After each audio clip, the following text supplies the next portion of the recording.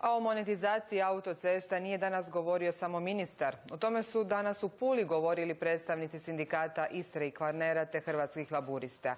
Idemo u Pulu gdje nas čeka Jasminka Kačić. Jasminka, što su rekli laburisti i sindikalisti? Podupiru li monetizaciju ili joj se protive?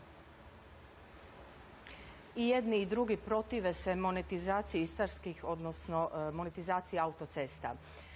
Istarski laburisti pozvali su svoje članove, simpatizere, ali i sve ostale građane da stave svoj potpis na zahtjev za raspisivanje referenduma. Čelnik pak sindikata Istre i Kvarnera prozvao je čak i predsjednika Republike.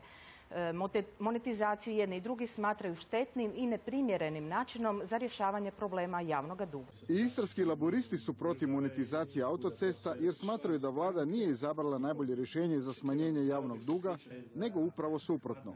Ne vjerujemo vladi dok ne objavi studiju kojom bi pokazala da je ta takozvana monetizacija isplativija od daljnjih ulaganja ili od nečega drugih načina rješenja tog problema.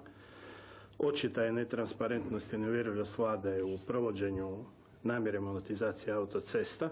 Laboristi se protive rasprodaje državne imovine te ističu kako ćemo radi šnicle ostati bez krave. Spornim smatraju i obavezu države da nadoknadi štetu koncesionaru ako je promet manji od planiranog i tako idućih 40 godina, što je, poručuju, protivno propisima Europske unije.